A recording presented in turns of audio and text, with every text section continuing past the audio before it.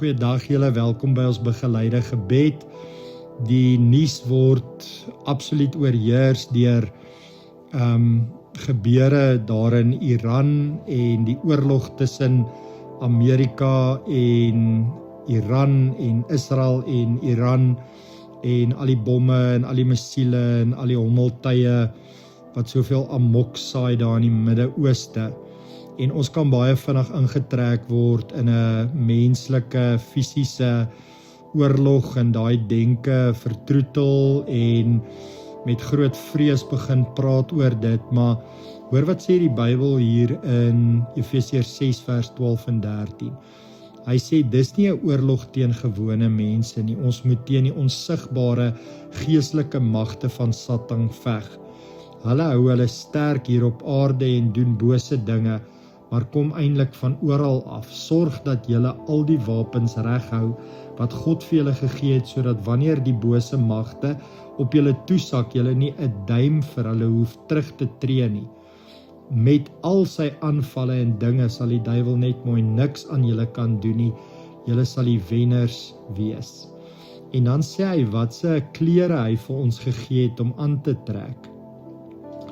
En ek wil jou vandag net begelei in so 'n geestelike oefening waar jy miskien denkbeeldig, geestelik hierdie wapens kan aantrek. Onthou, ons wapens is geestelik, nie menslik nie, om elke skans te kan neerwerp, elke leuen wat die duiwel vir jou wil kom vertel, kan jy met hierdie wapens kan jy bloot lê.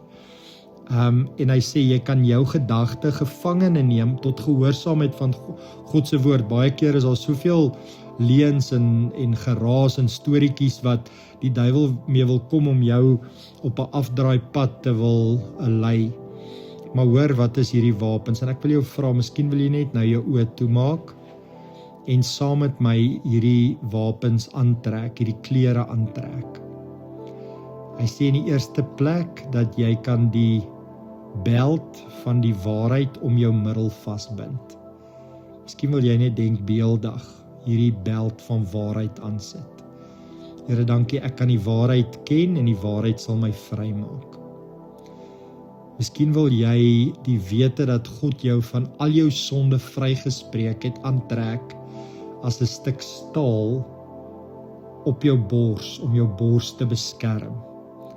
So vryspraak. Jesus Christus het op die kruis vir my vryspraak bewerkstellig. Hy het my vrygespreek van my sonde. Hy het alles op hom geneem en my bors is toe, hy is beskerm met staal. Hy sê jy moet ook altyd gereed wees om vir ander te vertel van die vrede wat Jesus vir ons bring. Dit moet so skoene aan jou voete wees. So ek wil jou vra, trek hierdie skoene aan om die vrede van die evangelie van Christus te gaan verkondig. Ek stel my bereidwillig, Here. Hy sê dan is daar nog jou geloof. Die intieme verhouding met die Here moet soos 'n skild wees waarmee jy al die giftige aanvalle van die bose keer en een kant toeslaan. Here, ek tel hierdie skild op van geloof. Dankie, Here, ek kan myself beskerm teen giftige aanvalle van die bose. Hy sê ook dat jy is nie meer in die kloue van die sonde nie, nee, jy is gered. Dis soos 'n ysterhelm wat jou gesig en jou kop beskerm. Here, dankie vir hierdie verlossing in Christus. Dis soos 'n helm wat my kop en my denke beskerm. En dan sê hy, die boodskap van God is soos 'n swaard in jou hand, wat die Heilige Gees vir jou gee, om hierdie stryd mee te voer. Sien hoe jy daai swaard optel van sy woord en van sy waarheid. En dan wil ek vir jou bid. Here, dankie dat ek vandag vir my vriende kan bid, seën hulle. Dankie dat ons nou reg is om uit te beweeg, beskerm met hierdie wapens tot ons beskikking, hierdie klere, Here. Dankie daarvoor in Jesus se naam. Amen.